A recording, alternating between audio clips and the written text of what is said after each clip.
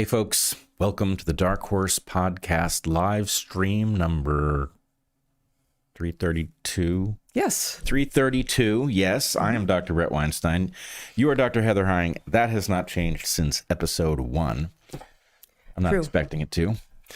In any case, you may have noticed that we are closing in on the 250th anniversary of the founding of this fine country. We are indeed. We are halfway through the year 2026 and closing in on the, let's see, what is it? It's the semi-quincentennial. The semi-quincentennial, of course. We all know that. Yes, well, half 500. Semi-quincentennial of the country, and we're gonna talk a little bit about those months and days in advance of the founding of this fine country of ours, and where we are today, what it feels like to be an American today, and how grateful we are. Yeah, how grateful we are, and I hope we will discuss what it looks like, since you and I remember as earliest memories the bicentennial. 1976 was a big deal back in 1976. It was a big deal, and maybe it seemed a bigger deal because we were very small children and the festivities were grand. But I think it did sort of bring people together in a way that some are hoping that the 250th will, but few are imagining that it can. Yeah, I think the contrast is stark, and many in our audience will not be old enough to even remember or have been around for the bicentennial. So I think that perspective will be valuable. In any case, we're going to cover a lot of interesting ground, and I'm looking forward to it. Indeed. So we're going to do a Q&A today after the live stream. You can find that on our locals, and the watch party's going on the locals now. Please join us there. Consider subscribing to our YouTube channel if that is where you are watching. And let's just get right to our sponsors. As always, 3 right at the top of the hour, and then that's the only host right ads you'll get from us. We truly vouch for the sponsors whose ads we read. Our first sponsor this week is Timeline. Timeline makes MitoPure, which contains a powerful postbiotic that is hard to get from your diet alone, urolithin A. Urolithin A is found primarily in pomegranates and has been found by many scientific and clinical studies to enhance mitochondrial function. Your mitochondria are the powerhouses of your cells. The older you get, the more likely you are to have damaged mitochondria, which accumulate in joints and other tissues. This is in part because mitophagy, the process by which damaged mitochondria are removed from cells, becomes less efficient the older you get. Age-related decline in mitophagy not only inhibits removal of damaged mitochondria, but also impairs the creation of new mitochondria, which results in an overall decline in cell function. MitoPure from Timeline works by triggering mitophagy. A study from 2022 found that 4 months of regular use of MitoPure resulted in significant improvements in muscle strength and clinically meaningful improvements on aerobic endurance and physical performance. Earlier research from 2016 that was published in Nature Medicine found that in mice, the beneficial effects of urolithin A on muscle physiology were independent of diet or age. Take 2 soft shells of MitoPure a day for 2 months, and you may see significant improvements in your muscle strength and endurance. MitoPure enhances your cells' ability to clean themselves up and regenerate new, healthy mitochondria. In combination with regular physical activity, MitoPure can help you stay strong and healthy into old age. Timeline is now offering 20% off your first order of MitoPure. Go to timeline.com/darkhorse and use code DARKHORSE to get 20% off your order. That's timeline.com/darkhorse. The virtues of the pomegranate, which is a fine fruit. You and I have just discovered it makes a fine ice cream as well. Yeah, did we have some fine pomegranate ice cream? Yeah, I don't think you could get enough urolithin A eating ice cream without doing other things to your health, but a fine fruit. Yeah, very fine fruit. Our second sponsor this week is ARMRA Colostrum, an ancient bioactive whole food. In this age of hypernovelty, we are contending with EMFs, artificial light, seed oils, microplastics, endocrine disruptors in our air, water, food, and textiles, and myriad other modern stressors like overcrowding and having too little control over our own choices in life. Here's something you can control. You can strengthen your immune health with a bioactive whole food that is ARMRA Colostrum. All of that hyper-novelty can disrupt the signals that your body relies on, negatively impacting gut, immune, and overall health. ARMRA Colostrum works at the cellular level to bolster your health from within. Colostrum is nature's first whole food, helping to strengthen gut and immune health and fuel performance. ARMRA Colostrum is a great add to smoothies and supports a healthy metabolism and strengthens gut integrity. ARMRA Colostrum is a bioactive whole food with over 400 functional nutrients, including but not limited to immunoglobulins, antioxidants, minerals, and prebiotics. ARMRA Colostrum starts with colostrum from grass-fed cows from their co-op of dairy farms in the U.S. and uses an innovative process that purifies and preserves the integrity of hundreds of bioactive nutrients while removing casein and fat to guarantee the highest potency and bioavailability. The quality control is far above industry standards, including being certified to be glyphosate-free. People who have used ARMRA's colostrum have reported clearer skin, faster and thicker hair growth, and better mental concentration. In addition, people using ARMRA's colostrum have noticed a decrease in muscle soreness after exercise, better sleep, fewer sugar cravings. ARMRA colostrum is the real deal.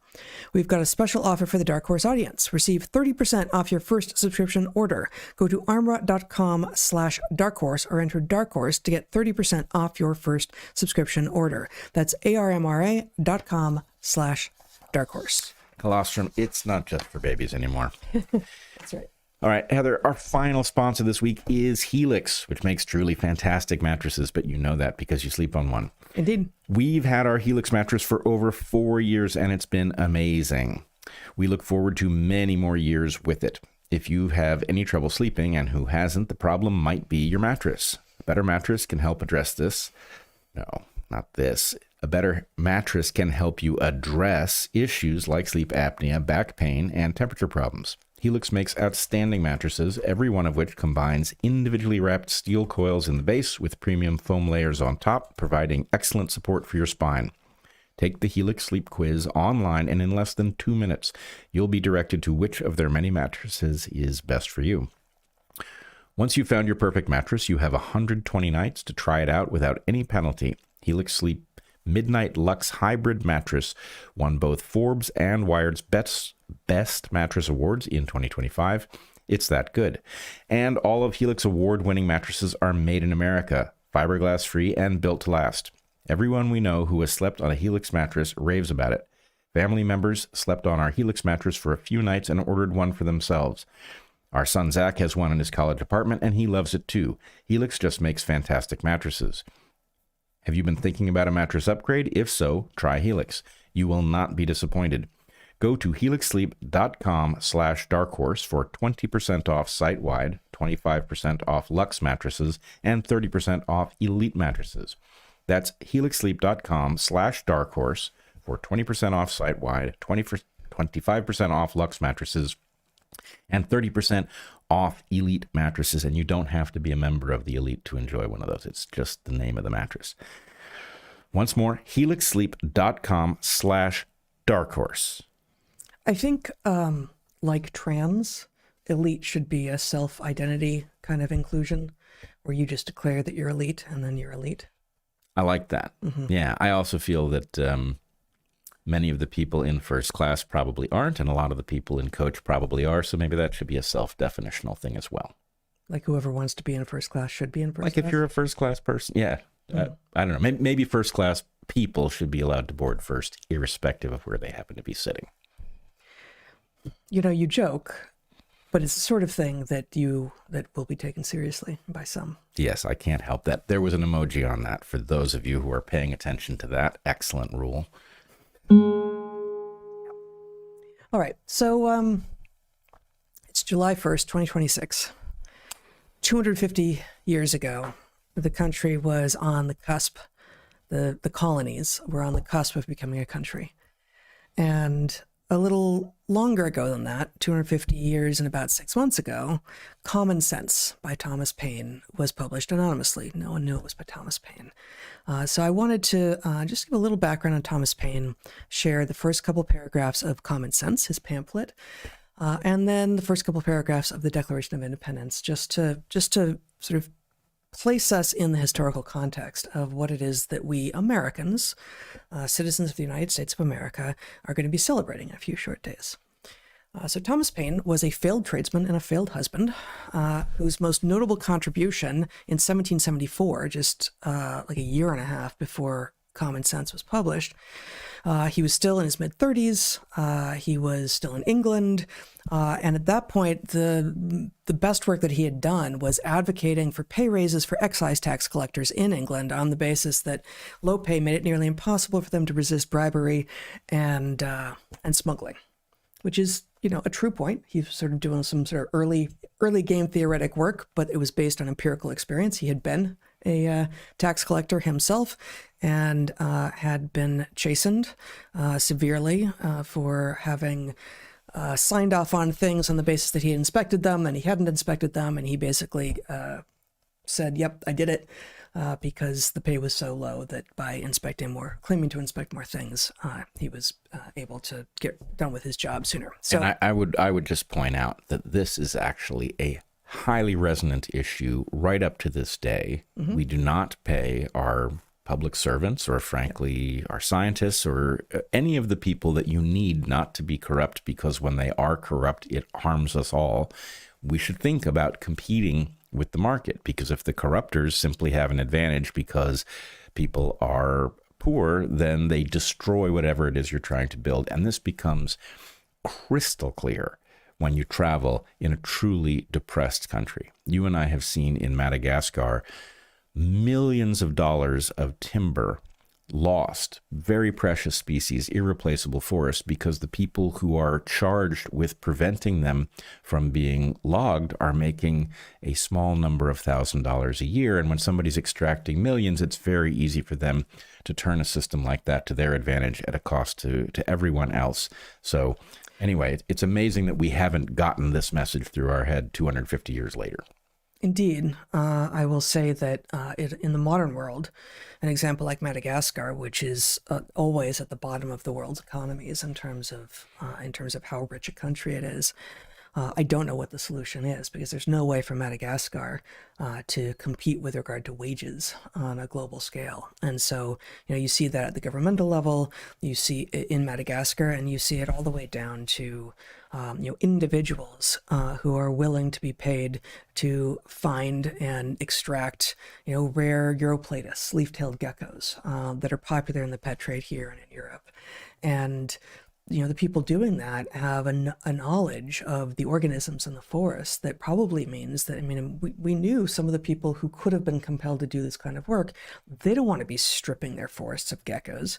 But if it's the only thing available to them, and if someone from the West is willing to pay them what is a pittance in the West and a fortune in the third world, then they will do so. So I don't see the solution to that in a globalized world. Well, as long as we're here, I will point out that you're right. The mismatch is between the economy where the stuff is being sold and the economy where it's being extracted, which makes this a wicked problem, very difficult to solve. The president of Ecuador attempted to solve an analogous problem in Yasuni, the most diverse habitat on Earth in the Amazon, someplace you and I have spent a lot of time. And his point was, we don't want to drill for oil in this place.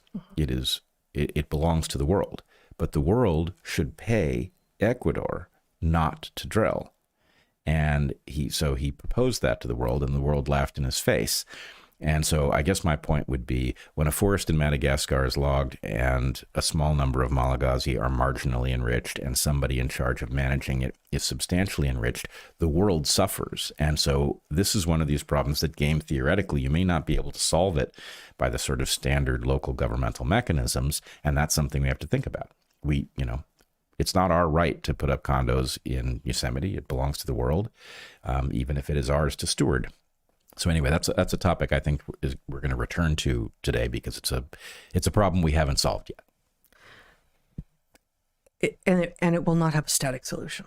There's dynamism in these systems, and there's a reason that those who want to restrict and regulate and those who want to push towards freedom are in tension with one another, and that we need people on both sides of that divide to correct the enthusiasms of the other. Agreed. So Thomas Paine had been a corset maker badly, because his father had been. his father apparently was a good corset maker, but he failed over and over again. He failed at tax collection and then wrote a pamphlet in England that spoke to the problems of low pay among tax collectors, given that it made it very difficult to resist bribery and such. And he also failed in marriage. And so in late 1774, Paine met Benjamin Franklin, who was in London with grievances against the crown. So Franklin had traveled to London in late 1774 at a point when the colonies were getting quite fed up with what was going on with regard to the taxes and other things coming down from the crown to the colonies. Paine met Franklin. Franklin, for reasons that I am not entirely clear what Franklin saw in Paine, and this may be lost to history or just lost to me, Franklin encouraged and facilitated Paine to emigrate. Gave him letters of introduction to various people in the United States, and by the very end of 1774, Paine had done so.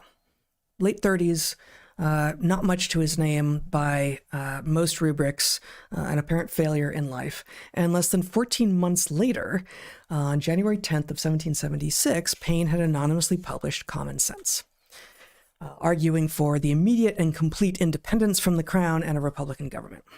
And this was at a moment when most colonists were still hoping for a reconciliation. Most colonists, that is to say, people from Europe, most of the UK, mostly, I guess it would have been, I don't know what it was called at that point, maybe just England. I'm not remembering my historical moments when names changed.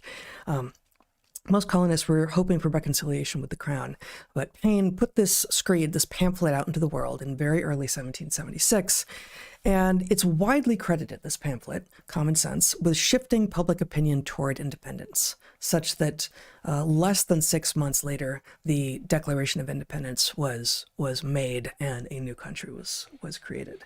So that's rather extraordinary. Yes, in fact, it mirrors two very live issues for us. One, pamphlets. We don't really have pamphlets that are worth doing anything other than putting in the recycling now. But once upon a time, pamphlets were a mechanism for introducing an important idea, and the idea that the colonies could actually be persuaded in the direction of emancipation is amazing. It's sort of like the X of their time, where an idea can percolate rapidly through a population, but far more impressive and unifying. X has, I don't think, unified anyone. In 1776, America's population is estimated to have been about 2.5 million people. And within a few months of Common Sense going out into the world, it is estimated to have sold over 100,000 copies, which is about 4% of the population. So to put that in modern terms, not, everything is different, of course, but just to look at the numbers, we currently have a population of about 350 million. So a modern day Common Sense, to make that kind of impact, putting aside all the other differences, would have to, within a couple of months, have sold, and presumably these people were reading it too because it made such an impact, about 14 million copies. Yeah, that's the impact that Common Sense had scaled to a modern American population. Amazing, and especially amazing in light of the fact that it was put out by someone who was anonymous. They were not trading on a reputation. They were putting out an idea that had to float on its own merits. Mm-hmm. And of course, anonymity is a resonant issue at the moment, because whereas it's important, there's a reason he did it anonymously, was not out of modesty, it was out of a sense of peril. And so the idea that we need to be able to have people circulate ideas without putting themselves at risk, that's a very real phenomenon now, especially in light of concerns many of us have about assassinations and, what motivates them, what really drives them. Indeed. But we have a problem they didn't have, which was, you can now have a bot farm that is manning thousands of anonymous accounts, all pushing a perspective. You can, geofence people and persuade them, in a bespoke way. These were not a pamphlet. You could read it, you could not read it, buy it, don't buy it. Anonymous, doesn't matter. We have a problem where an anonymity allows things that appear to be people to have a profound impact for no good reason other than the fact that somebody spent a tremendous amount of money to persuade us. You know, as disgusting as they are, I think I prefer bot flies to bot farms. Wow, that is saying something. Oof. Yeah, I agree with you, actually. I don't want either in my backyard, but... Yeah, right? Yeah, I'm a NIMBY in both NIMBY regards. with regard to bot flies and bot farms. Yeah, all right. Yeah. Okay, so let me just share some of Paine's words from 1776 and then the words in our Declaration of Independence, the first couple of paragraphs from both. So here we have first, and you can share my screen if you like, common sense addressed to the inhabitants of America on the following interesting subjects. And I'm going to just go through the introduction to the first two paragraphs on the origin and design of government in general, with concise remarks on the English Constitution. Some writers have so confounded society with government. No, okay. I will start that again once my computer decides to cooperate. Your computer is being a pain in honor of Thomas. Perhaps. Okay. Can you see it now? Awesome. On the origin and design of government in general, with concise remarks on the English Constitution, the first couple of paragraphs from Thomas Paine's Common Sense, published in January of 1776, anonymously. Some writers have so confounded society with government as to leave little or no distinction between them, whereas they are not only different but have different origins. Society is produced by our wants, and government by our wickedness. The former promotes our happiness positively by uniting our affections, the latter negatively by restraining our vices. The one encourages intercourse, the other creates distinctions, the first a patron, the last a punisher. Society in every state is a blessing, but government even in its best state is but a necessary evil. In its worst state, an intolerable one, for when we suffer or are exposed to the same miseries by a government, which we might expect in a country without government, our calamity is heightened by reflecting that we furnish the means by which we suffer. Government, like dress, is the badge of lost innocence. The palaces of kings are built on the ruins of the bowers of paradise. For were the impulses of conscience clear, uniform, and irresistibly obeyed, man would need no other lawgiver. But that not being the case, he finds it necessary to surrender up a part of his property to furnish means for the protection of the rest. And this he is induced to do by the same prudence which in every other case advises him out of two evils to choose the least.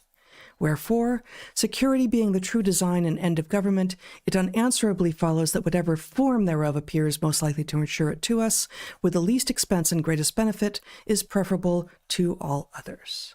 Wow. It is amazing to hear it written in that language, but there is, the idea of a necessary evil. It's like the bill at the end of the meal. Mm-hmm. Bill at the end of the meal has to be there, but there's nothing good about it, right? It is the cost of a meal that was hopefully... It is an inextricable cost. There are costs. You cannot simply wish away costs and have them disappear. Some costs are like that, in which case they were not true costs in the first place. But there are many real costs that simply must be paid. You must pay them. And, oddly, my dissertation was about this very thing. He is speaking of trade-offs. Speaking of trade-offs, whether or not he's going to use that language. He's also speaking of game theory, although he wouldn't have called it that. Yes. And he is hinting at something really deep, right? Part of the problem for kings can't just simply be tyrannical, because when they are simply tyrannical, they are wildly unpopular with a large number of people, and they therefore have to be utterly brutal and terrifying in order to maintain their power. So even the Magna Carta and the forcing of, it would have been King John, to acknowledge the rights of the population was a formal statement of something that's inherently true even in a monarchy.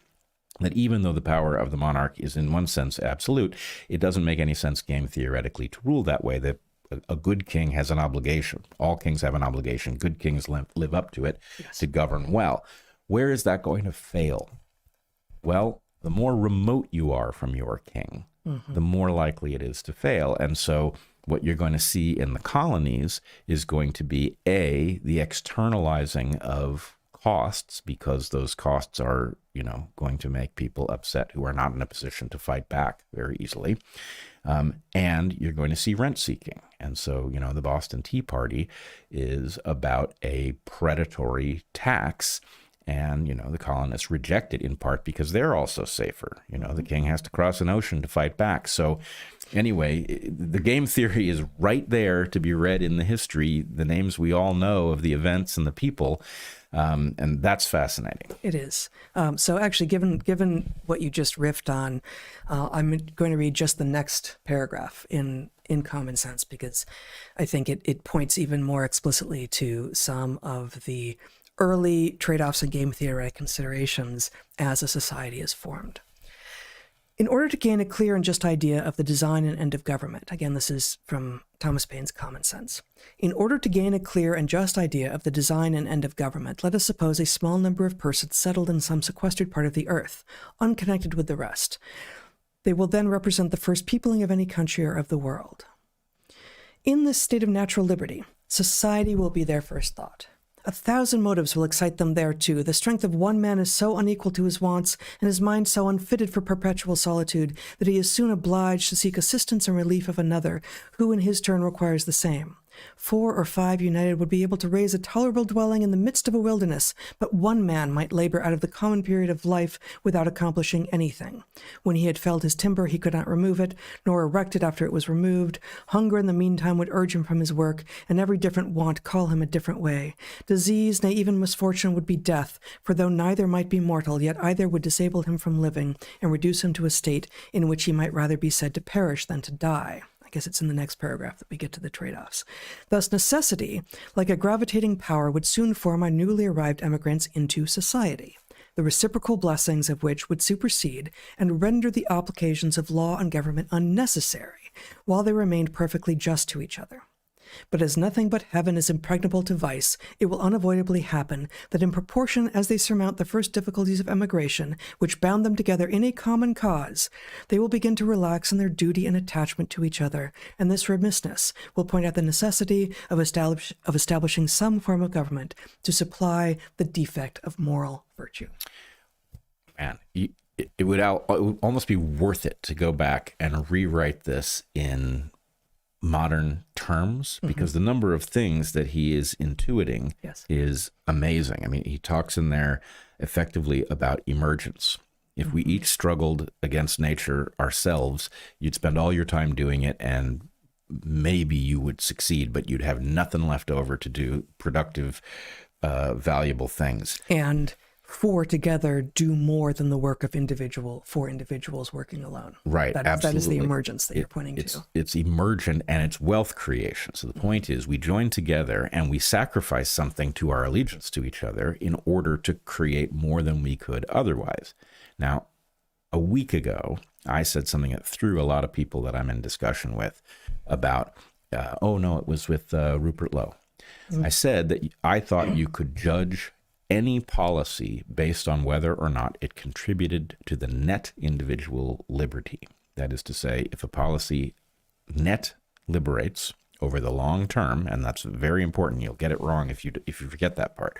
The long-term part. Yeah. Yep. In other words, we could liberate ourselves at the radical shortening of our longevity as a species. That would not be justified. But if we increase liberty over the long term, I believe that it is a fair test of any policy. And the reason is because though most people will squander most of the liberty that they get, it is the liberty that allows us to discover things that we can do better, things that we can accomplish that we didn't know we could accomplish. So it is the thing that liberates us rather than toiling every day just to find enough to eat. So anyway, it's amazing. He's talking about game theory, trade-offs, emergence, all of which are, very modern concepts, but you can see, and he also hints at what you might call the tragedy of the commons, or more generally, a collective action problem. The point is, a small number of people can have an allegiance to each other without a governance, but as that population grows, you're going to get freeloaders. If the freeloaders come out ahead of everybody else, it incentivizes everybody else to take up freeloading, and the next thing you know, you don't have any emergence, you're not creating any wealth. Okay, I'm not going to keep doing this, but I'm going to read the next 2 paragraphs. Awesome. because you've just predicted exactly where he's going. again, we're speaking of a very small number of immigrants to a space on Earth in which they are not displacing anyone. This is an actually new frontier, as opposed to a displacement of others' frontier, the illegitimate frontiers that we discuss in Hunter-Gatherer's Guide. Some convenient tree will afford them a state house, under the branches of which the whole colony may assemble to deliberate on public matters. It is more than probable that their first laws will have the title only of regulations, and be enforced by no other penalty than public disesteem. In this first parliament, every man, by natural right, will have a seat. But as the colony increases, the public concerns will increase likewise, and the distance at which the members may be separated will render it too inconvenient for all of them to meet on every occasion as at first, when their number was small, their habitations near, and the public concerns few and trifling.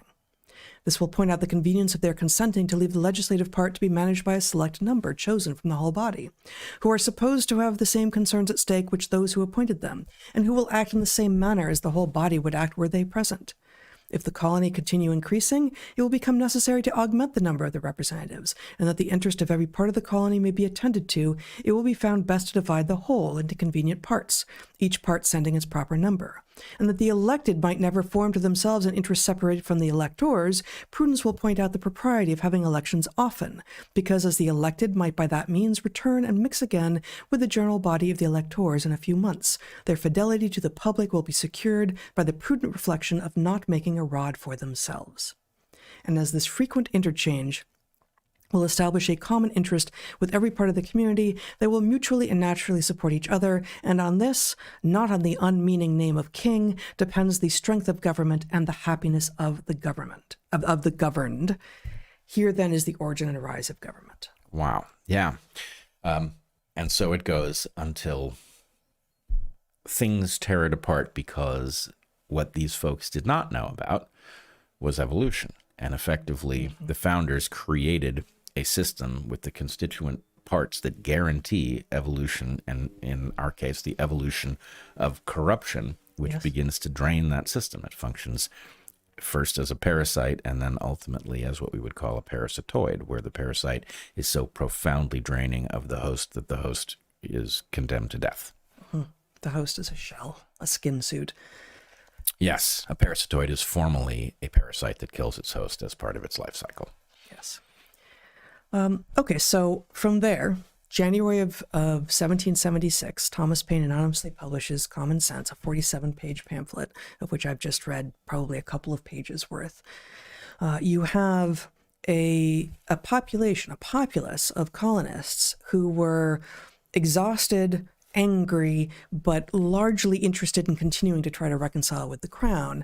And Thomas Paine's document, his pamphlet, is widely credited with changing public opinion, such that by July 2nd, voted on, I believe, and then the 4th ratified. I may have the dates or the words a little bit wrong. The Declaration of Independence, what we are celebrating this month in the United States of America, a nation was formed.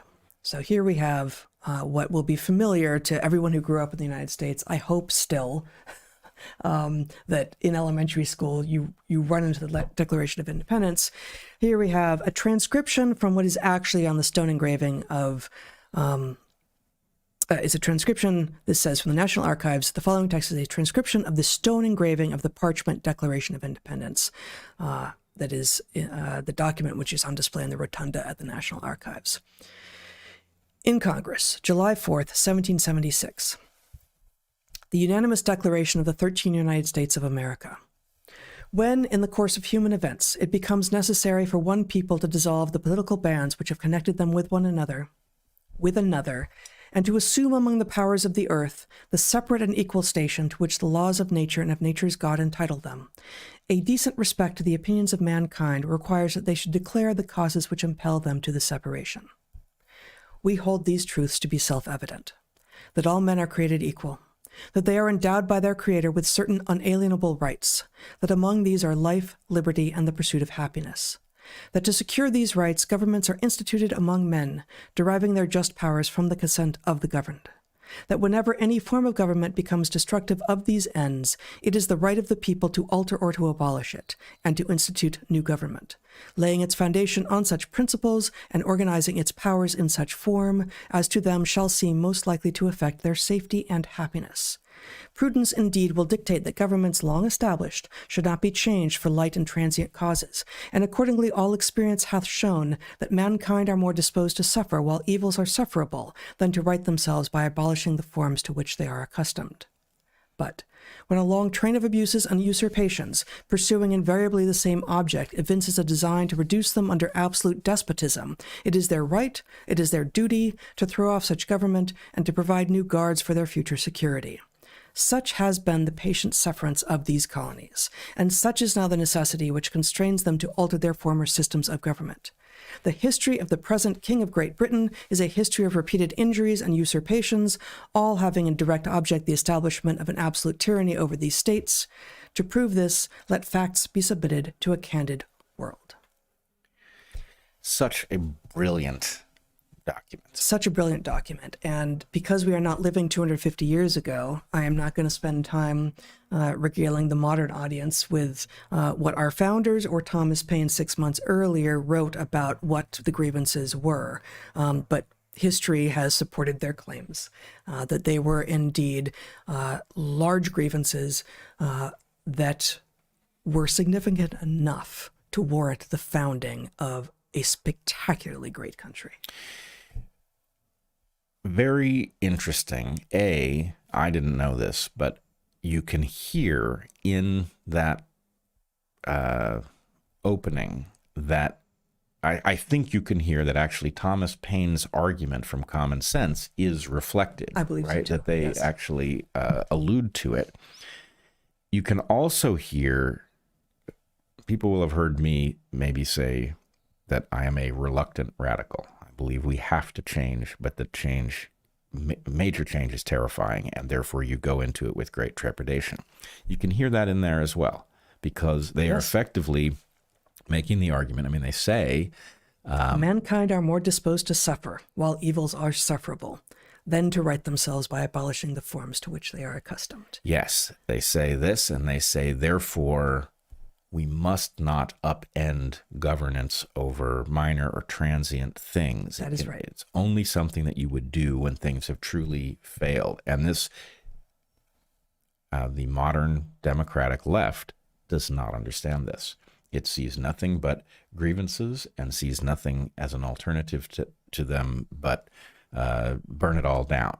And has no idea, apparently. Either they say it cynically and they know what's coming, and those who are really driving the policy believe they will benefit from chaos, or they don't know in many cases. The rank and file do not understand that what they are inviting as a replacement for the things they find galling is warlordism, right, or despotism, or some mixture of the two.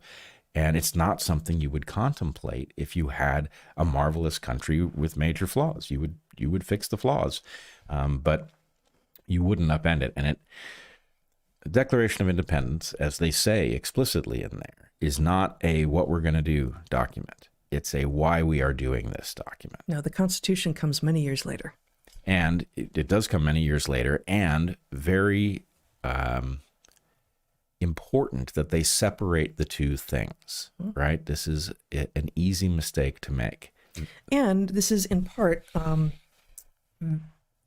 the separation of the two documents in time and in intent makes the point that you have made very often with regard to shooting for something greater than what we currently have. You can maybe plot a course to the slope and then find your way once you are there. You cannot in advance draw the map of exactly where you hope to arrive. You can navigate with skill and you will need luck, but you cannot inherently know in advance the lands that are not yet discovered. The lands may be literal and they may be metaphorical. Yeah, you have to navigate or prototype or something in that neighborhood where you can modify your direction based on what you learn in the process. And if you think about what would have happened if the Declaration of Independence and the Constitution were one thing, the why and the how combined. The problem is then the why is sort of contingent on how good they were at architecting, which it turned out they were very good at. They screwed some stuff up, but by and large, it's the best Constitution on earth still, even though all the others had it to go by as a guide. And I mean, actually, I don't think there is explicit reference to this in the Declaration of Independence, but in common sense, Paine, I believe, explicitly says, look, I'm not going to talk about who. We're going to talk about the grievances with the crown, but we are going to leave out all the particular stuff that we who are living through this right now really feel, the grievances against you and you and you, because that is not going to be important. And how right he is. If these documents had names of minor players, minor little villains from 250 years ago, the documents would be far less resonant and far less lasting.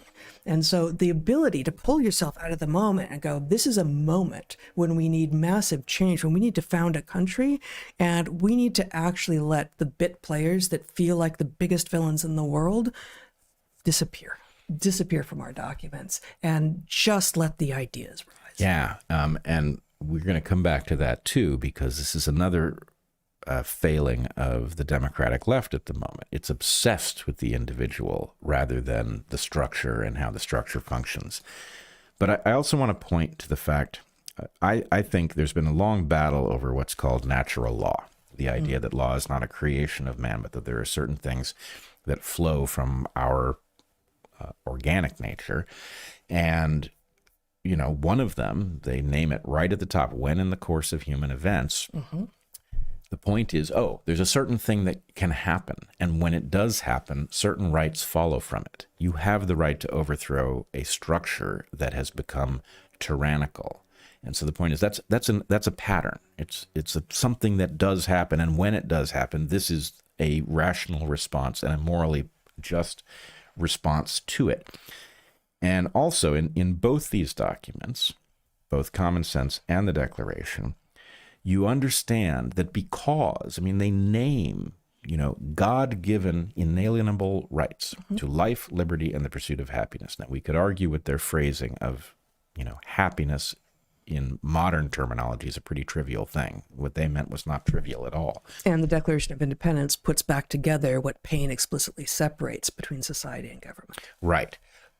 But in the establishment of this necessary evil, in order to deal with the game theoretic problem that happens if you don't establish a government, if you just depend on the fact that we all want things to work, when you do that, it constrains people's rights. And I think one of the topics that has to be focused on at a moment in history like our current one is that we have all surrendered rights in order to be part of a civilization that gives us this emergence, right? That allows us to have free time and not have to fend for ourselves. But in exchange for what we have given up, we can't all go be hunter-gatherers. You can't hunt and gather in town, for example, right? It's called looting. Right. It's called looting, and it's dangerous, and we can't allow it. And what's more, we can't allow everybody to go hunt as many creatures in the wild as they want, because there won't be any creatures left to hunt if you do that. So your rights as a hunter-gatherer, which is what you most fundamentally are or were, your rights have been reduced. But because your rights have been reduced, the thing to which you have surrendered those rights, that governance structure, that necessary evil, has obligations to you. It is in breach of contract. And that is effectively what they are saying in this document, is that the thing which governs us is in breach of contract. And that is where our right to separate from it and establish our own governance comes from. It's an obviously true argument, and it is a beautiful argument. It's very simple. You're dealing with the failure of a complex system As you point out, they could go naming people and, malfeasance aplenty, and they would mean nothing to us 250 years later. This means everything to us because it isn't mired in the particulars of even this instance of tyranny. It's made as an argument against when tyrants do this, you have the right to respond in this way. That's where it comes from. And they, of course, knew that their right to respond this way did not protect them from being killed by the crown for saying these things. They all understood that. It was very explicit. Franklin himself, I believe, said, we must hang together or surely we will all hang separately, right? They understood they were putting their lives on the line, but they also understood that they had the right to make that gamble and in some sense the obligation to do it because the tyranny was intolerable. That's right. I think you see exactly that in those first paragraphs of the Declaration. This is one of those moments when this is not just acceptable, but we feel required. Right. And so that, of course, raises questions about our current moment, because many things indicate that we are facing kinds of tyranny that were unthinkable, but the fact of tyranny is an evergreen. It re-evolves everywhere it has the opportunity to do it. And we've just been through several chapters of history that suggest that tyranny of many kinds is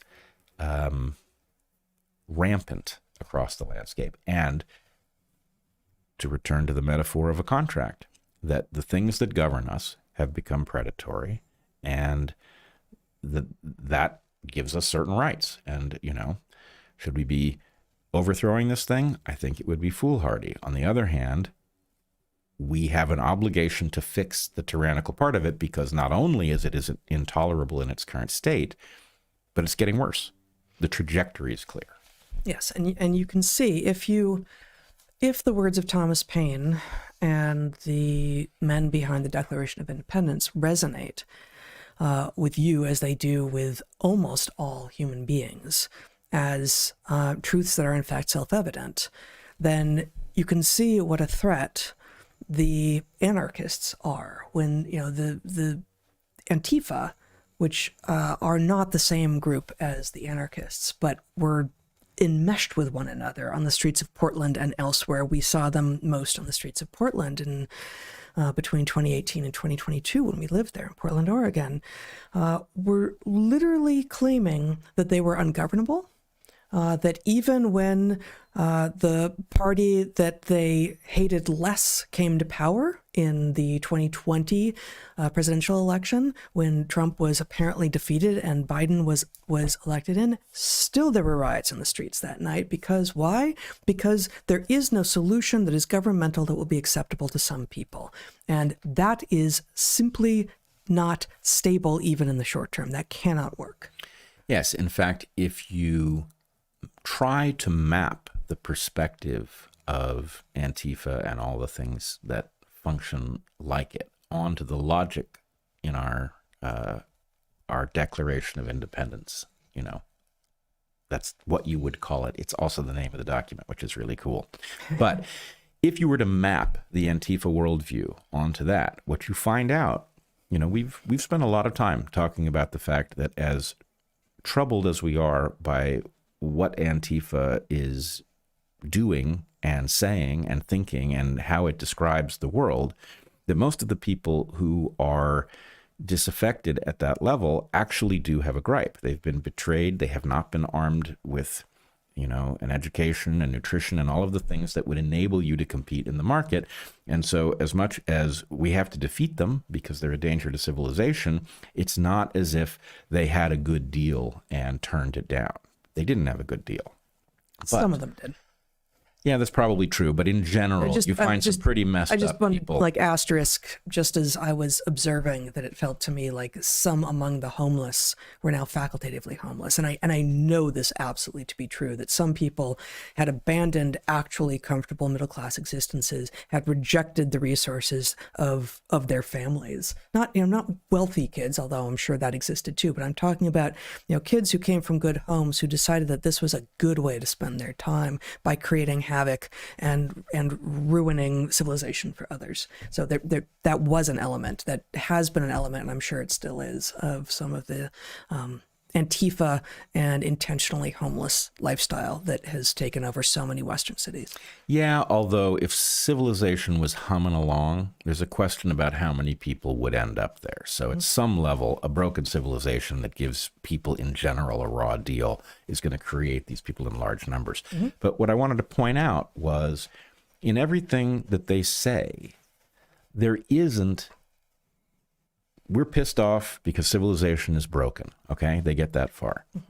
They don't say what it is that, they don't have a vision for what might be better. And in fact, when things go in the direction, you know, that they propose to want, they protest anyway, because there is no instinct to create a structure that solves the problem of the current structure. There's purely a destructive impulse. And well, and that is true. And self-limiting rules and regulations are rare. Rules and regulations that themselves will disappear when they succeed are difficult to write. And if you don't write in the disappearing mode into their origin, then once the rules and regulations have staffers, they don't want to disappear themselves. So it's one thing for an abstract idea, for everyone who supports it to understand that thing must disappear once it has succeeded. But once it takes real, organic, breathing human beings to make it manifest, those real, organic beings are not just in service of the idea, they are fundamentally in service of their own jobs. yes, and in fact, I hate to say the radical left, because I would say I'm left and I have called myself a reluctant radical, but nonetheless, the population that we would call the radical left at the moment, they actually they don't aspire to create a civilization that works. They aspire straight to the tyranny that they want to manage. Yeah. In other words, their vision for how to govern is not a system that would result in the economy and the population functioning and having the right opportunities. What they want to do is literally tell you how to behave, right down to telling you that if you prefer to marry a cis person over a trans person, that there's something morally wrong with you. They want to dictate everything right down to your preferences and who you're going to partner with in life. It's obviously laughable and insane, but it is the very opportunity to become the tyrants themselves that they aspire to. And we saw this explicitly first when our long-term jobs as professors blew up on us at Evergreen in 2017, where it was abundantly clear to anyone who was paying attention that the people who were agitating were not interested in eradicating oppression. They were interested in reversing oppression. Yeah, turning the tables of it. They actually argued that this was the legitimate approach because of how much oppression their lineages had experienced in the past. They weren't even ashamed that what they wanted to do was turn it upside down, turn the tables of oppression, make those who had been disempowered those in power. It actually felt fair to them. And this we see across many of these movements. Yeah, if you know how to listen to them, they actually just say it, right? The idea that, it's not enough to be non-racist. We need you to be anti-racist. That, the only alternative to discrimination is some other kind of discrimination. And it is the absolute antithesis of what our founders were actually aspiring to. Mm-hmm. They were aspiring to a civilization that functions in which who you are actually does not count positively or negatively in terms of your power or your opportunity. And it's not that we got there, right. But wow, did we make tremendous progress, and wow, were we headed in the right direction. Frankly, we were headed in the right direction during the bicentennial. Yes, we were. The direction we were headed in when you and I were children was positive. Things were getting better. The oppressed populations were less oppressed. They were wealthier. They saw hope. And this has now been dashed by a combination of these cynical would-be tyrants on the left and stingy folks on the right who have effectively teamed up to eliminate the possibility of self-improvement. It's terrifying, really. It is. And if you know what's going to replace this civilization when that combination of forces destroys it, it's even more terrifying. Yes. There's a couple more pieces that I want to add in, but maybe you want to take the lead at this point. Are you sure? Yeah. Okay. Well, I wanted to talk a little bit about, let's start with patriotism. So I have a little rule which says that when you do useful work in an analytical setting, you end up redefining terms, because terms get very blunt in common usage. People will use a term like patriotism 100 different ways, and if you're responsible for using the word so that it covers all that, it has no sharpness to it. So you end up redefining terms so they work, and most people forget that they've done it, and so when they talk to other people and they use terms that are commonly utilized, they don't realize why they're talking past them. So I wanted to start with what patriotism is and why it matters. Patriotism, I would argue, is a kind of love for a thing, something that has some emergent phenomenon, whether that emergent phenomenon is something like science or it's something more usually like a nation. And love, as you and I defined it in our book, is effectively a willingness to sacrifice for something. Something is elevated in its importance to you, symmetrical to yourself, so that you're willing to sacrifice for it. So the most fundamental kind of love is maternal love for a child. That's where it evolves first.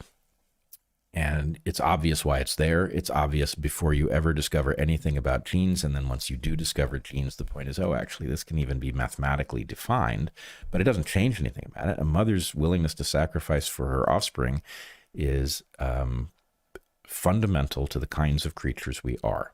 And then that kind of love gets broadened, and, families grow. We have romantic love, which is a willingness to sacrifice for another person who isn't your relative at a level symmetrical to yourself. And so patriotism is most frequently the willingness to sacrifice for your country.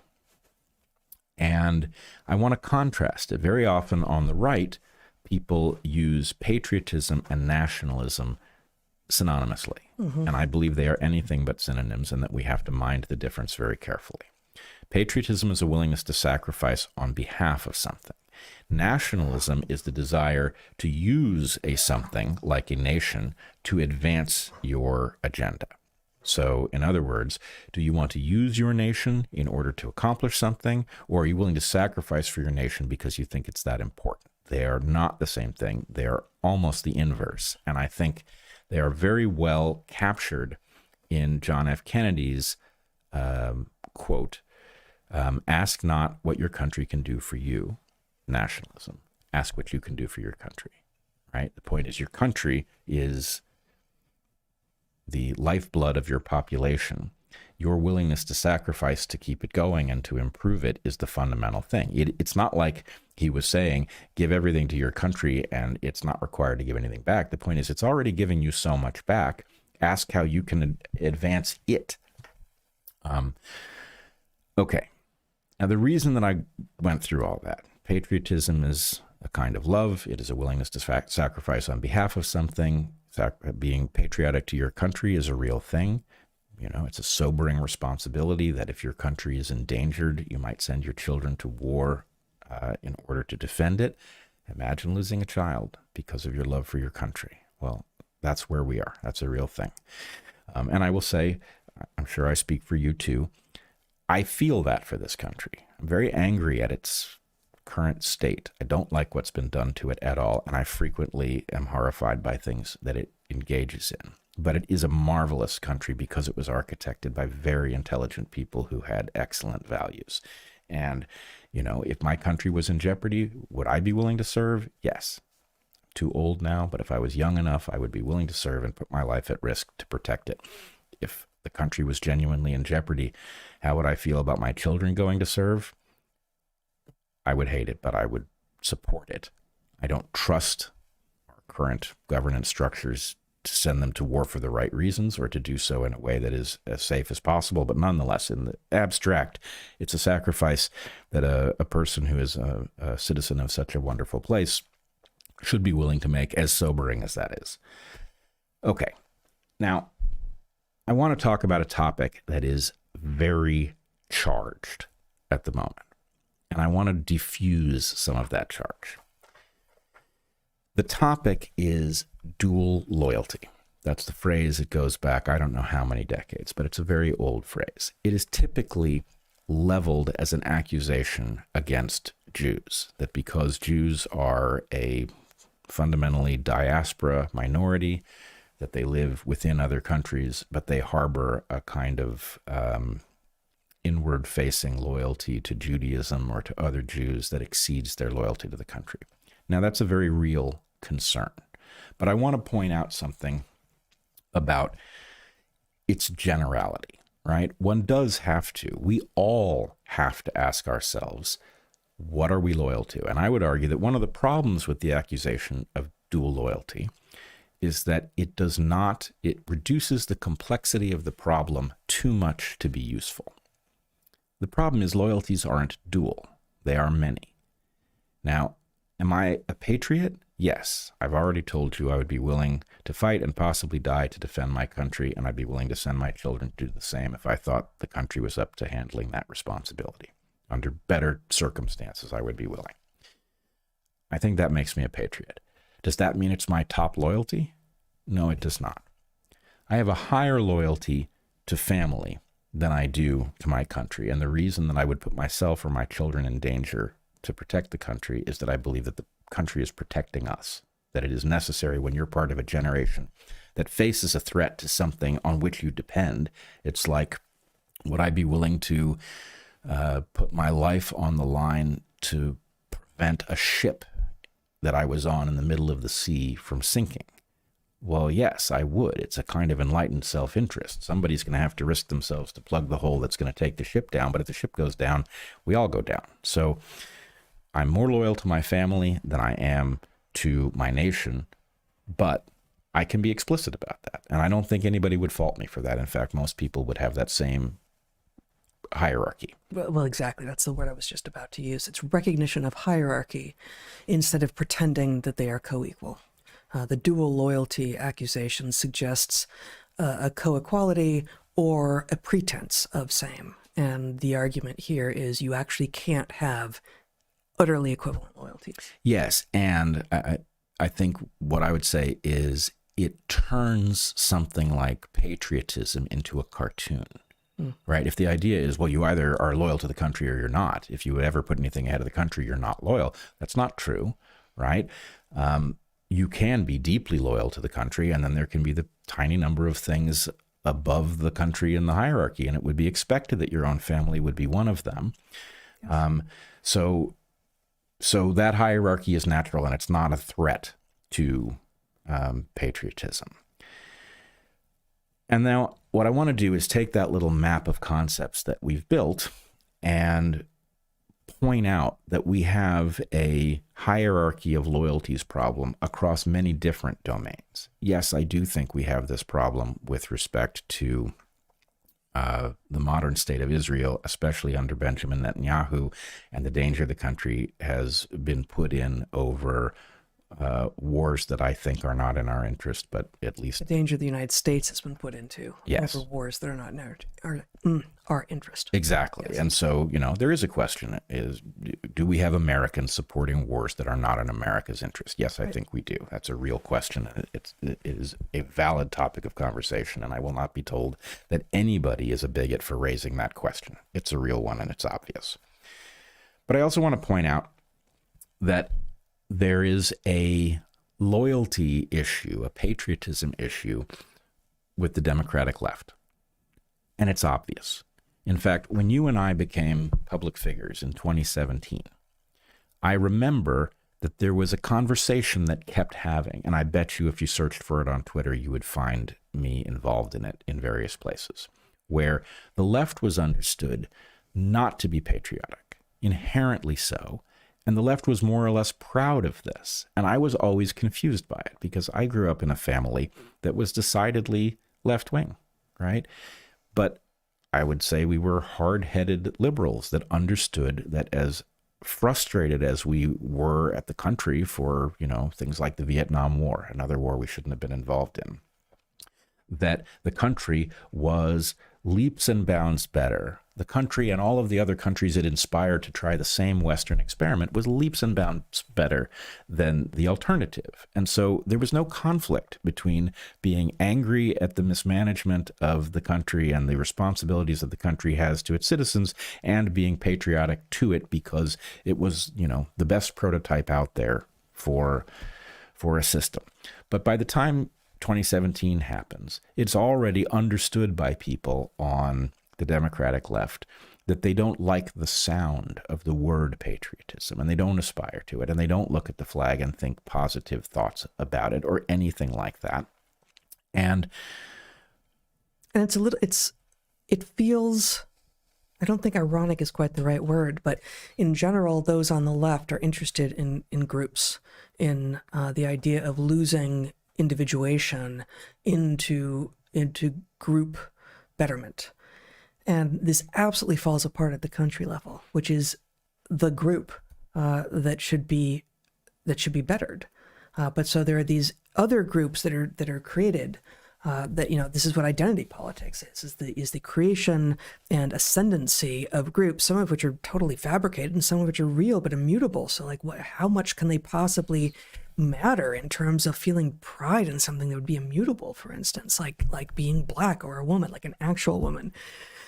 It just is, right? And so there's all this, desire to be proud of and have political action directed at group membership and an absolute and total rejection of the group membership that is responsible for so much of the quality of life that Americans have, which is to say you were lucky enough to be born into or immigrated into this remarkable nation.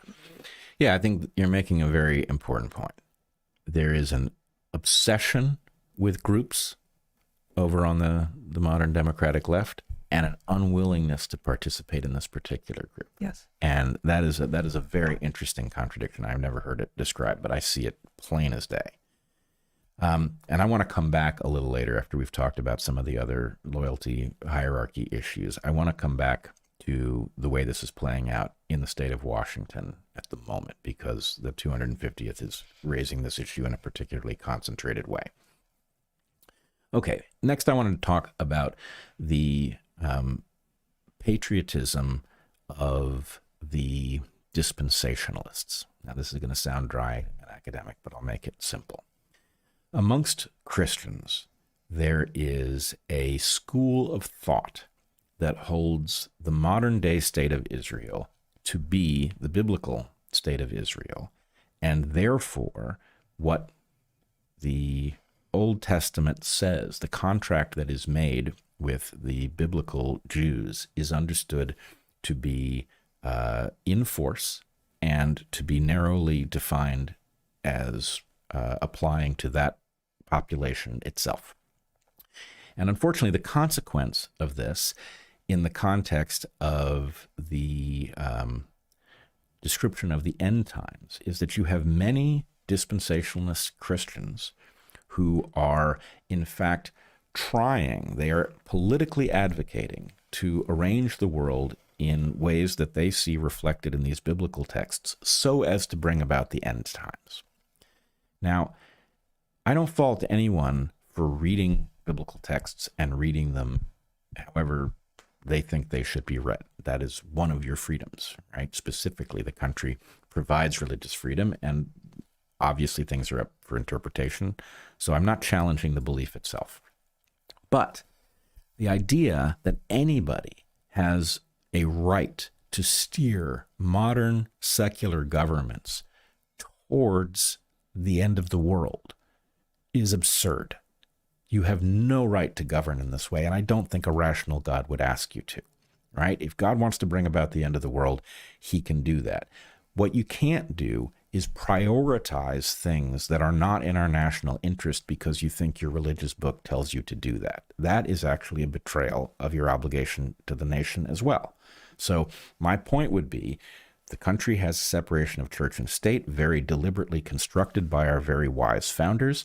This is exactly the sort of thing that they were trying to forestall. You cannot impose your religious understanding of the Bible on how we should govern. Yeah, let's bring about the end of the world. No, it's not yours to bring about.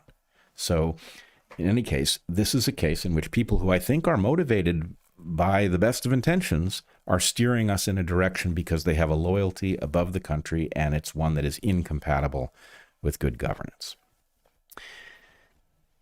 The next question is Trump himself.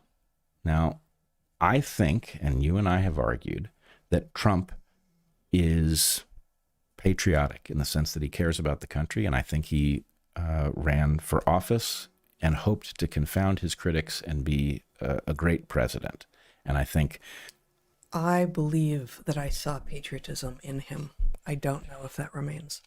Well, that's the question. And, let's just say up front, we don't know what has happened behind the scenes. We don't know who has what leverage and why. And so it's very hard to judge what he's doing because we all have the assumption he can do whatever he wants. And I don't think the evidence suggests that he can do whatever he wants. And we can't see the constraints. So I'm hesitant to judge him too narrowly. On the other hand, we can see that Trump very aggressively advocates for his own family's financial interests from his position in office. Now, we can debate whether or not there are rules that he is violating. That's not ours to discuss. But the point is, I think when you become president, you have an obligation to the nation that forces you to put those things aside, and you can't do both. That's the point. The loyalty to the country requires you not to function in a parasitic way through corruption, right? You cannot be expected to do the right thing with respect to, the war in Gaza and our involvement in it by supplying Israel if there's a land deal where Gaza becomes some glorious resort that your family just happens to profit from, right? It forces you into a compromised position. And so, patriotically speaking, you have to put your obligation to yourself aside at that level. And at the very least, I see evidence that that's not what's going on. And the last thing on this list is the folks who are diehard MAGA. They keep coming after those of us who were supportive of the president and are now critical of some of the things that the president is doing in office. And they get very upset at us for criticizing President Trump. And my point is, actually, they have a loyalty problem too, because their loyalty to President Trump seems to supersede their loyalty to the nation and its citizens. And it's the same kind of mistake. Maybe not exactly, but I think that there's an analogy to be made between the MAGA folk who think that critique is failure, is subversion. Is subversion. Okay, critique is subversion. That doesn't quite fit with the analogy I'm trying to make, though. But there is an analogy to be made between these people and the parents, bad parents, who think that they are loving, who refuse to critique their children, who refuse to reprimand their children, who refuse to point out the error of their children's ways and thus help them become better and create better human beings who will be adults who will be running the world ultimately. Right? This looks like kindness, and I don't think in the MAGA camp it is meant to look like kindness, but it feels in the moment like if you are criticizing, you're being mean. And of course, good critique is the way that we level up in everything, from children to art, like in every realm, knowing where we have gone astray and going, yes, okay, maybe I figured it out myself. Maybe it took a teacher, maybe it took a parent, maybe it took a brother, maybe it took, who knows what, experience in the natural world, any number of potential inputs that demonstrated, I thought I was right, I'm not on the right track, I have to figure out where I was, back up, get back to the last place on which I was certain and try a different branch.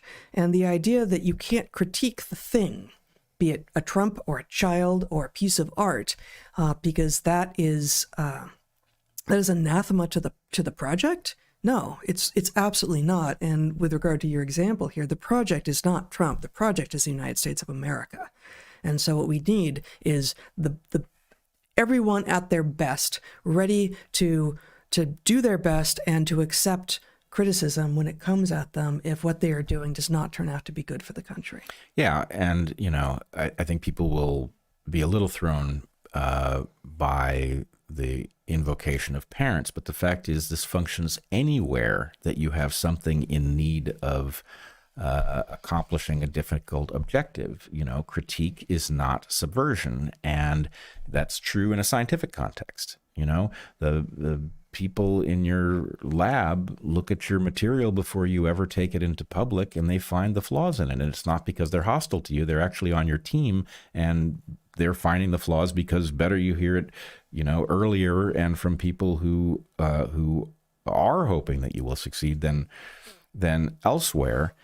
So yes, a cult of personality isn't going to work. It's not consistent with the presidency that the founders created. And so a cult of personality, encouraging rioters in the streets by suggesting that because some of what they say is true, therefore all of their tyrannical whims should be indulged. A child tantruming in a store or in a home who is given everything that they are asking for, that they are demanding, all of these end the same way. You get more of the same bad behavior. And we seem to have forgotten how to be human and how to know when punishment and critique are actually warranted. Yeah, and to go back to the world that we grew up in, you had hard-headed liberals who were frustrated with lots of ways in which the country was not living up to its potential, and were patriotic at the same time. And I think that it doesn't matter what side of the political spectrum you come from, this is the obviously right thing for us to rally around. And it's amazing how different the political environment is, right? It was already quite broken by the time you and I were born. But the idea that even the people across the aisle who may profoundly disagree with you about how to govern the place still want the place to work. They are not seen as enemies of the functioning of the country the way people across the aisle are typically seen now, right? The opposition is seen as hostile. They're seen as disloyal. They are seen as morally broken, not of a different opinion about how to accomplish the things that we should all want.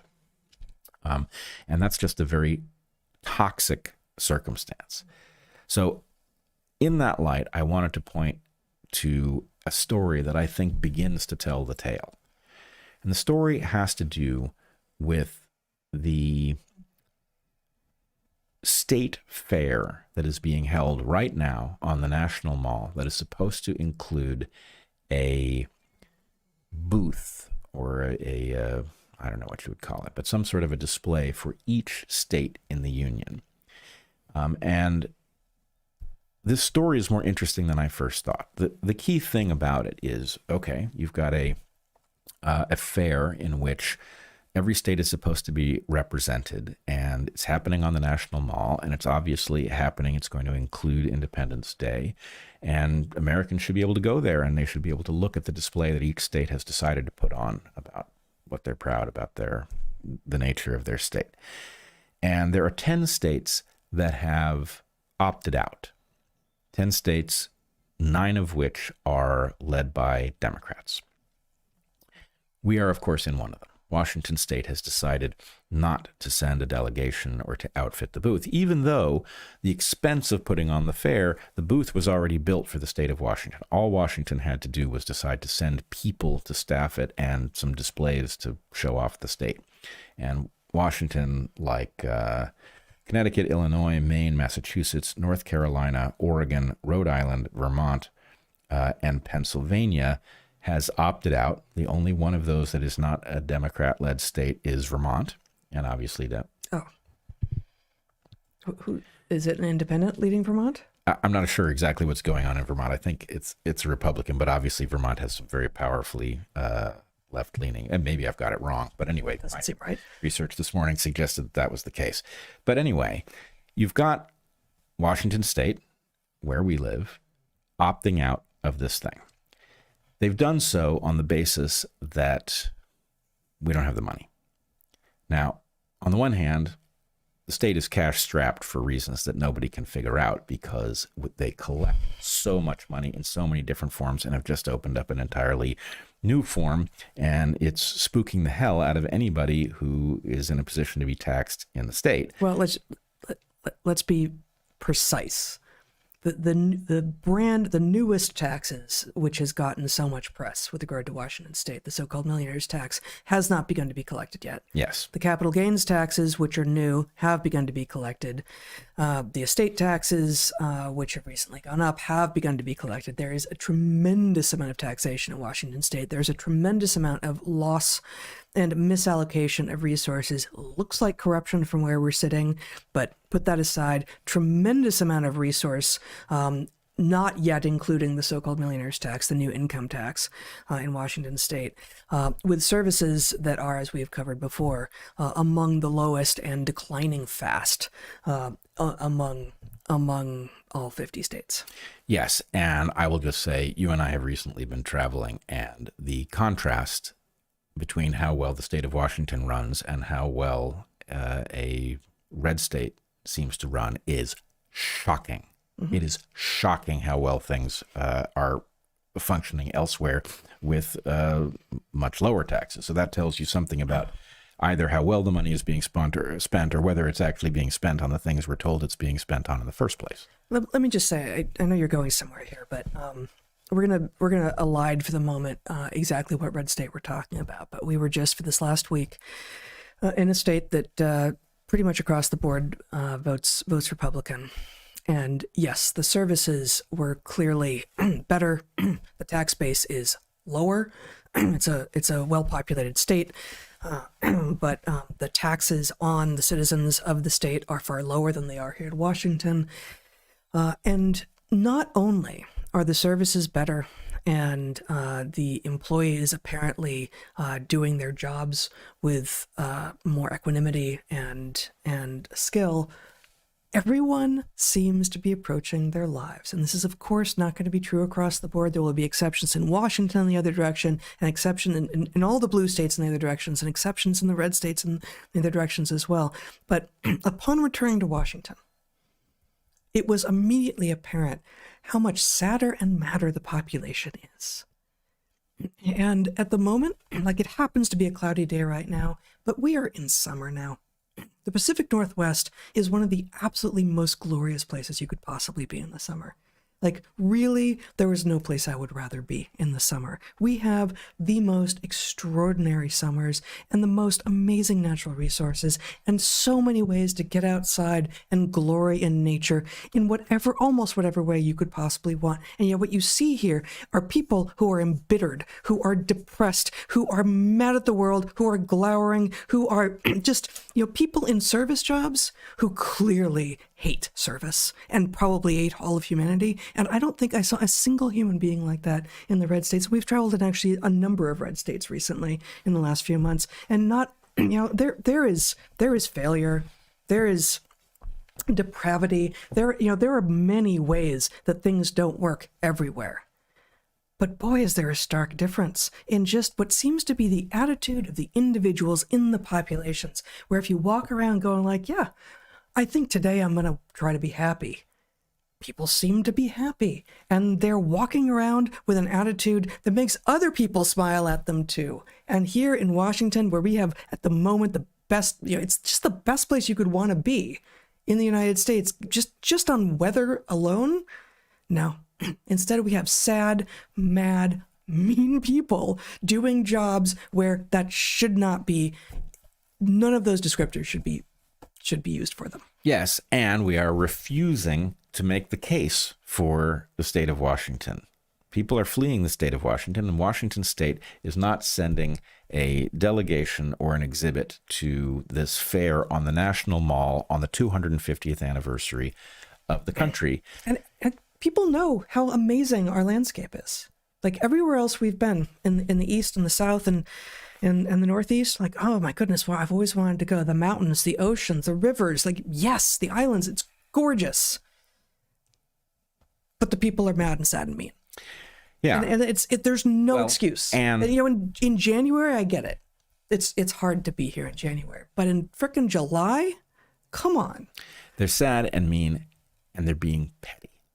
Yes. This is my point. So we are not sending a delegation to staff this fair on the National Mall on the 250th anniversary of the founding of the country on the basis that we don't have the money to do it. And how much will this cost? Would this cost? Well, how do we decide to do it, which we have not? The range, so they've already built the pavilion, Mm-hmm. so Washington has a spot that we could just populate. Mm-hmm.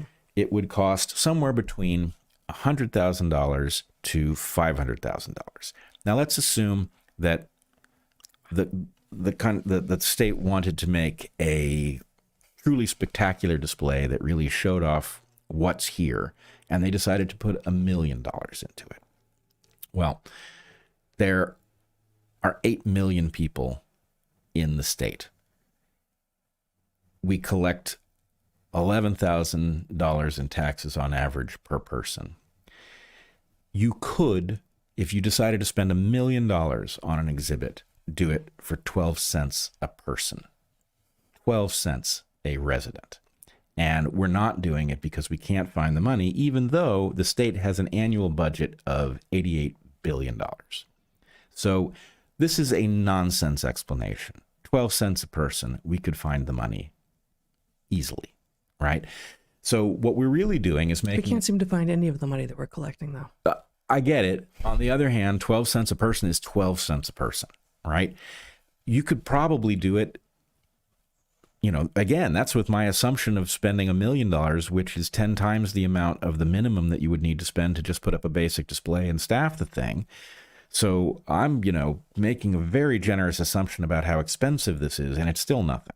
So we could find the money. You could probably get people to staff the booth as volunteers, right? It wouldn't take much to do this at all. Well, and it's not like Washington couldn't use a PR boost. Right. You know, people are fleeing, and the tax base is going to dry up because people are fleeing. So my point is, okay, of course, the coastal blue states are going to take this opportunity to play politics. Which opportunity are they taking? Oh, the 250th anniversary of the founding of the nation, because they're not patriotic. These people really aren't patriotic, and they need to get over that. They need to come to understand that whatever they're pissed off about, something great was accomplished here, and fixing it is the obvious thing to do. But instead... Well, I mean, of course, the explanation, once you get beyond the cover story, will not sound like, I don't believe in the country. It will sound like, that man is bad, and I don't want to have anything to do with him. Right. It's just the continuation of the Trump derangement syndrome that, frankly, you know, the red hat people, like the MAGA people, are not helping because they appear to be just as immovable and static in their position on the other side. But the idea that you would poke your own eyes out rather than participate in a celebration of the 250th birthday of your country, that's reprehensible. It's reprehensible. It's utterly reprehensible. Now, I will say I was surprised to discover that the organization that is putting on this event is Freedom 250, which is a Trump-aligned organization, and that Trump, in fact, participated in, I think I have the story straight, there is an annual celebration in June put on by the Smithsonian, and Trump seems to have shifted that celebration to one funded by Freedom 250. Now, at some level, I get that that was probably a deliberate provocation. Maybe it wasn't. But regardless, there are 50 states. They are part of this marvelous country. It is the 250th anniversary. The fact that you don't like the state of things right now is no argument not to be participating in this thing on the National Mall. And the real driver is a failure of patriotism on the Democratic left. And it's frankly despicable and foolish. Let me just say, I just read a not very compelling piece in Harper's called Happy Fucking Birthday. And sorry, that is actually what it's called. Written by a guy named Christopher Hooks, called An Exhausted America Turns 250. And I bring it up because in it, he talks about Freedom 250. And it's a long piece, and it's not great, I think, and he's definitely got the lefty bias. But he says here, I may have to search on it. In the first 2 years of Donald Trump's first term, the majority and minority leaders of the House and Senate appointed 24 commissioners. There were 12 Republicans, 12 Democrats. America 250 would be the commission's public face, a foundation capable of soliciting donations. And then we have some politicking. With a body like this, a lack of meaningful disagreements might suggest that nothing meaningful is actually being discussed. We're still talking about America 250 here. Then Hooks writes in Harper's, their unanimity is also somewhat beside the point now that the president has set up his own commemoration bodies, which answer solely to him, the appropriately martial-sounding Task Force 250 and Freedom 250, the latter of which has received funds diverted from America 250. These new bodies seem to be having more success organizing, usually deranged events. So that's like the parenthetical from this guy is inappropriate, including a massive military parade in downtown Washington last year, as well as an Indy car race and a UFC fight scheduled for this summer at the White House. So, here we have, a journalist, I presume, having lots of commentary that is not really journalistic in this piece. Now, it's a long piece in Harper's, and Harper's doesn't claim to be neutral. America 250 is in perfect alignment with the Trump administration's plans, is the organizer says. But again, America 250 has had much of its funds diverted to the Freedom 250 organization, whatever it is. Thereby politicizing this thing. So yes. I guess my point would be which is Trump's doing. Yeah. Like he did that. He did that. And let's put it this way. What you have is people on both sides of a hyper-politicized divide, amping it up rather than putting it aside for I will remind people again, 250th anniversary of the founding of this great country. Yes. Neither of those is patriotic, right? Opting out because of your inability to ignore the occupant of the White House in order to make the case for your state on the National Mall at a moment of national pride. That's right. Disgusting. It's also disgusting to be diverting money in order to put your finger in the eye of the Democrats. This isn't the moment for that. It's not the moment for that on either side. And so I don't mean to be symmetrical about this. The fact is, there is a booth for our state that is not being populated by our state because of, frankly, politics played here. Mm-hmm. Trump provoked, and we're going to play right into his hands by not showing up. But nonetheless, this is the problem, is that people are failing to see their countrymen as on their team. Yes. They're seeing us as two different teams, and politics is often divisive. But I think the point is, what Thomas Paine said in Common Sense is effectively that people's natural affinity for each other for the purpose of making our collective lives better, because the alternative at best is fending for yourself and actually quickly devolves into something much worse than that's the thing we've lost touch with, right? Yes, the country needs a lot of fixing, but the bones, they're remarkable. It's still the best Constitution on earth. And we have made the greatest success the West has, starting with the founding of the United States. The West has made the greatest inroads in doing away with, ancient evils, including bigotry. Yep. And we are a big, brash, diverse, loud country.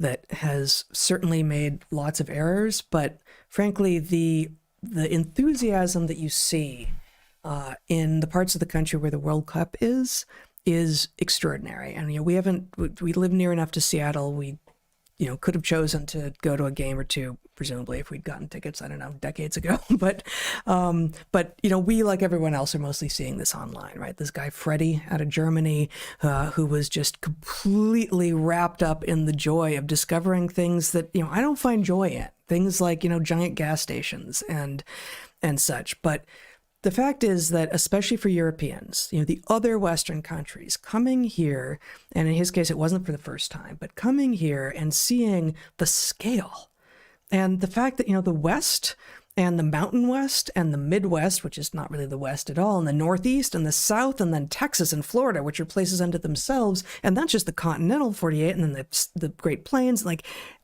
it's so diverse.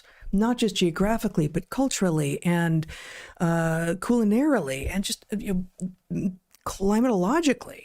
It's an incredible landmass with an incredible diversity of people. And yeah, have we had an arrogance that makes us, makes ugly Americans be a thing all over the world? Okay, here come the people who think that by just speaking English louder, anyone will be able to understand English. Yeah, that's true about a lot of Americans, but it has been pleasurable to see the joy that people coming to the United States have taken in what it is that we are. And of course, the unfortunate coda to the story of Freddie is that there was some social media pile-on and he discontinued his account. He's like, I was actually enjoying myself. This just became really unfun. And I'm done. I'm like, he was anonymous. He didn't put his own name, or maybe his name, but his own face on his social media account.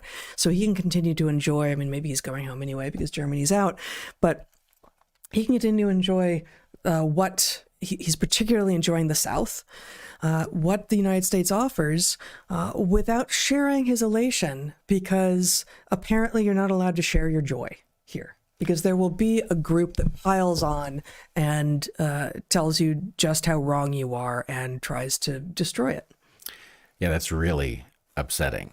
I must tell you, there's something about the elation of visitors that I'm having trouble with, because I'll just tell you, I think I was in Boston. I'd flown into Boston, and I was on the shuttle, I think to the rental car place or something.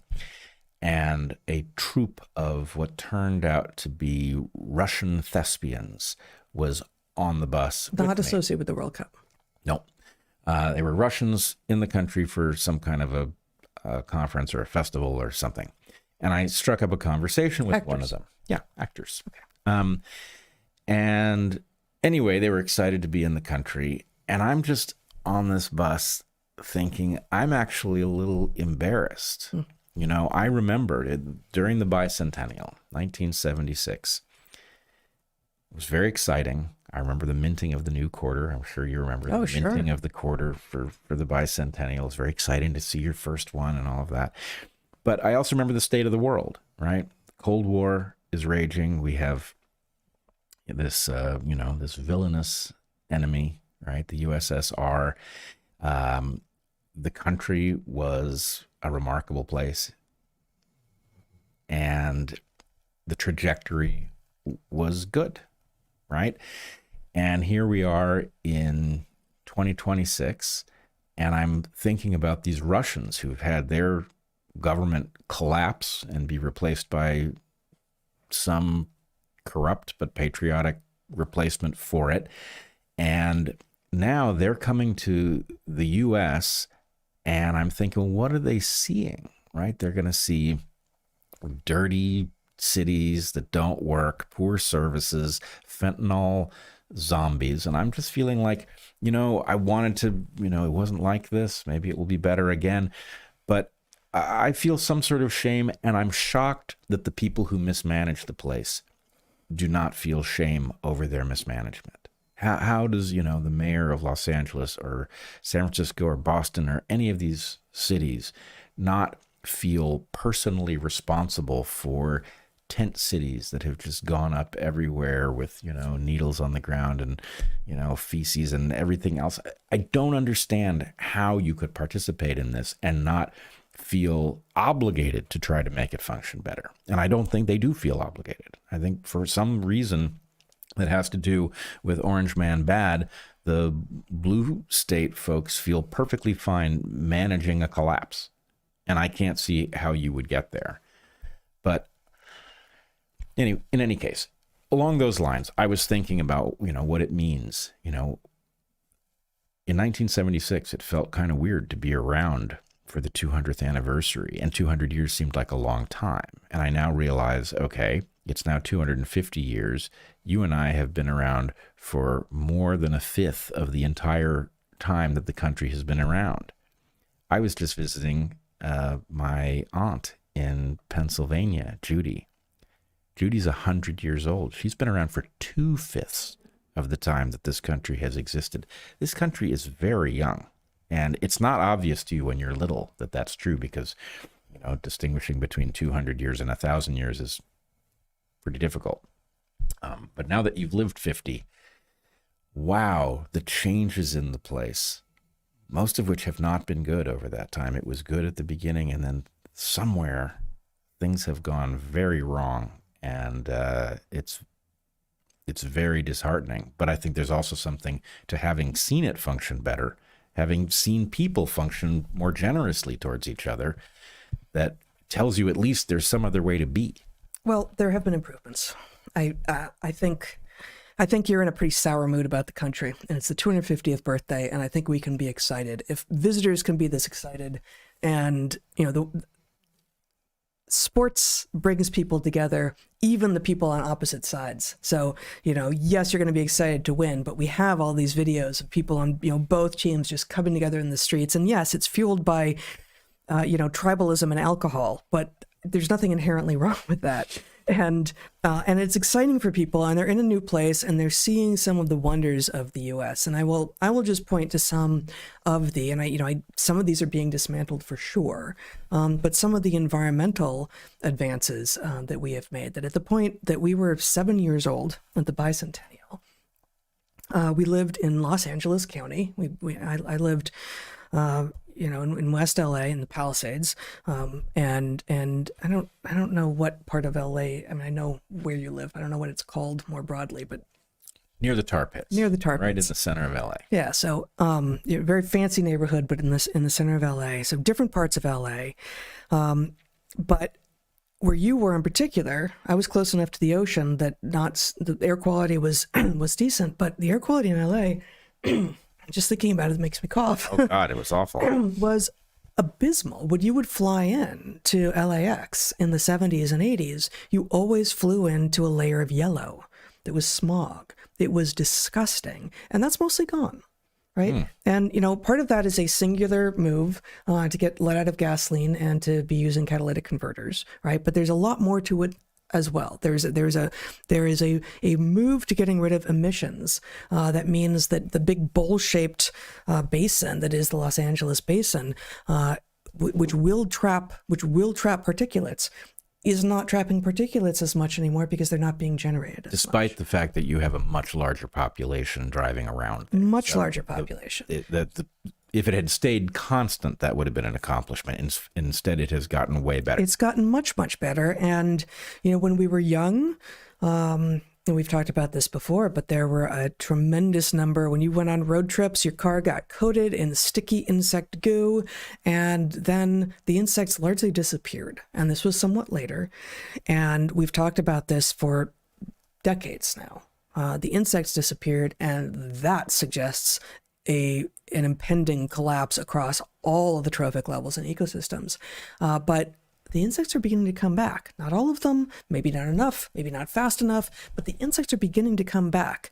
And there is a greater awareness now of the kinds of so-called successes that the Taylor-Bosch process and the insecticides and herbicides that were being used on monocropped agriculture across the United States in the 50s, 60s, 70s, 80s have begun to be understood to be toxic. The organic movement took off. Farmers markets began to be a thing again. You know, what we're seeing with regard to Maha now was well understood by apparent, supposedly lefty, like hippy-dippy moms in the 70s and 80s, and that has become more mainstream. So there is a movement, a resurgence of sort of back to the land and back to the human as organism on human scale, that even America, with this great giant diversity of landscapes and people, has begun to understand and appreciate again.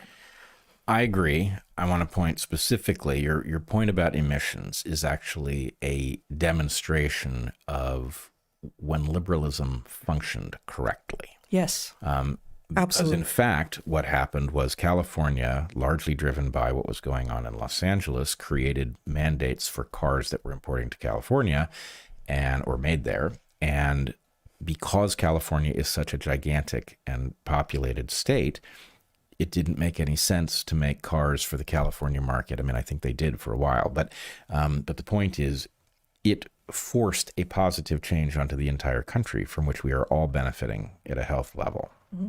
So, you know, good governance is a real thing. It used to exist. Nowadays, you know, if Trump came out in favor of regulations to improve the air quality, the Democrats would be for polluted air, right? It's like that simple. Yes. And so we've lost our minds. And yes. I hope people and you see this clearly with regard to Maha. Yes. Like, you know, because it sounds like MAGA, because it seems to be kind of appreciated by the red hat people.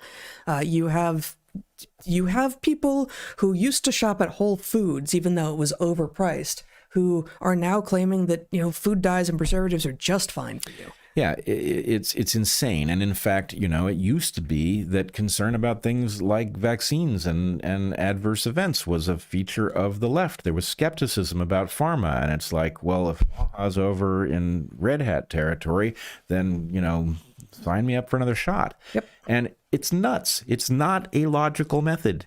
It doesn't make any sense. So I hope people do not hear me as down on the country. I love this country. And believe me, I think it started the modern West, that it is the only future humanity's got, and we are absolutely obligated to fix it, and we should delight in doing so. Instead of, you know, dwelling on what doesn't work, let's figure out the stuff that we haven't figured out yet and put the country back on track. That said, I'm very down on the division that is allowing the degradation, right? If people just simply looked at each other as, you know, fellow citizens that are quirky and have different views, but are not fundamentally bad. You know, are there fundamentally bad people? Yeah, there are a lot of them, but it's a tiny, tiny percentage. Most people are good, and most people want the same stuff. And the fact is, as Thomas Paine argues in his piece, Common Sense, the way that we create the wealth that makes us all better off is to figure out, we put our heads together and we make a governance structure that fosters civilization rather than tries to figure out how I'm going to parasitize you and you're going to parasitize me, and we're going to use governance to do it by, you know, getting the balance of power. Yes. Right. We have to cut that out, because what we are doing is sinking the ship that we are all at sea on. That's what it is. And it's that insane. I agree. There's one more thing I want to share, and it's not going to seem like it's related, but I think it kind of is. So our friend, Chloe Valdery, her Substack this week is called These Are the Breaks, a meditation on becoming undone. I just want to read a few paragraphs. I think there are useful instructions for taking advantage of what seem like simply negative events in one's life or one's country's life. Hello, everyone, she writes.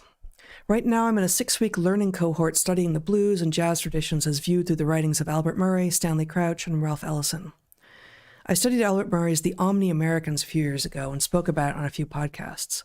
In the text, Murray richly declares that America is fundamentally mulatto, mixed, and composite, and that what makes America possible is a skill that musicians, writers, comedians, and the fool in tarot embody, knowing how to play on the brakes.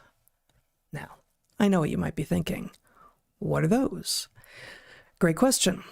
The simplest explanation is that in music, the breaks are the moment when an instrument drops.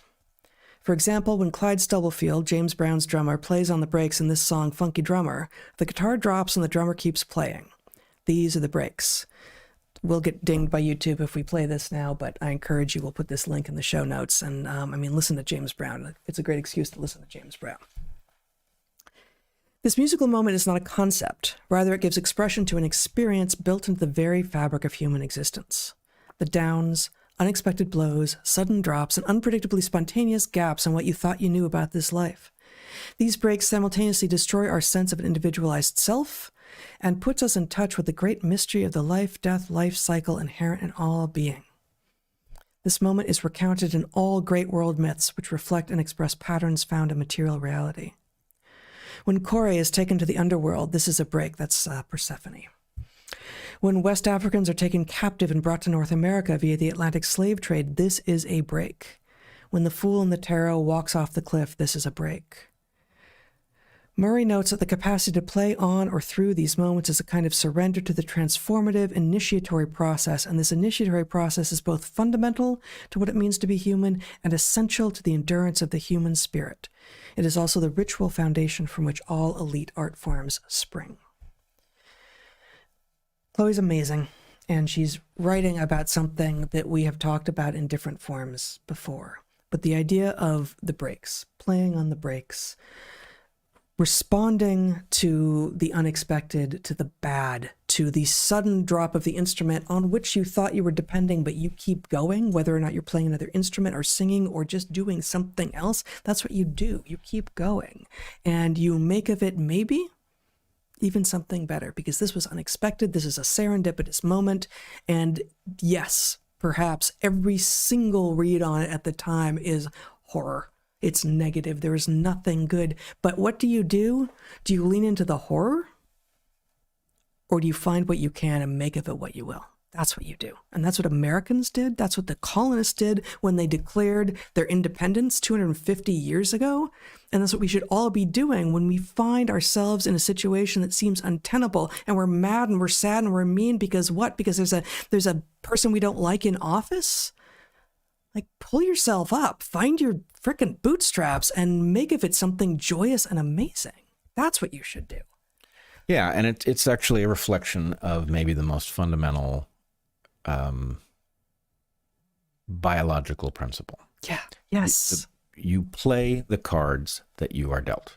They may be crappy, and you may still win, or you may get farther than you would have gotten if you didn't play. But the difference, we really are in a battle between people who wish to play the cards that we were dealt versus those who want to throw up the card table and not play anymore. And the point is not play anymore. You can decide to do that for you. They want to take the other cards. Yeah, they want to take their card table and go home. And the fact is, that's not a plan, right? Some of us have children and hope to have grandchildren, and we have to have a system that takes care of them, that makes it possible for them to contribute. And destroying that system is, it's insane. It's foolhardy. It's also not your right to do it. So we have a marvelous country, and maybe... Okay, but again, like chastising people for behaving badly and being sad about the state of things is I don't feel like it's the ethos that we want here. Like, do what needs to be done. Like, play the cards that you're dealt and find joy, create joy. Like, you use the moment, whatever it is, and be excited about it. And if that means going to a World Cup game or going for a hike or, anything is better than dwelling in the certainty that things are terrible and they're only going to get worse. Like, there's no good down that road. It's just terrible. So, smile at strangers. A lot of them will smile back at you, and that right there is going to make your life better. Amen. All right. You have anything else? Nope. All right. We're going to do a Q&A after this. So in 10, 15 minutes, join us on Locals and you bring your questions and we'll provide some answers for an hour or so. I think are you doing Patreon this weekend on the 4th of July? Is that possible? Yep. Okay. I guess I am. Okay, so if you've been wanting to be in conversation with Bret on any of his Patreon calls, this Independence Day weekend is your chance to join. Our sponsors this week are Timeline, ARMRA, and Helix. Check them out. Reminder that we are supported by you, our audience. We are grateful to you, and especially if you're watching on YouTube, anywhere really. But consider subscribing, liking, sharing what you see when you like it. And until you see us next time, be good to the ones you love, eat real food, and get outside. Be well, everyone.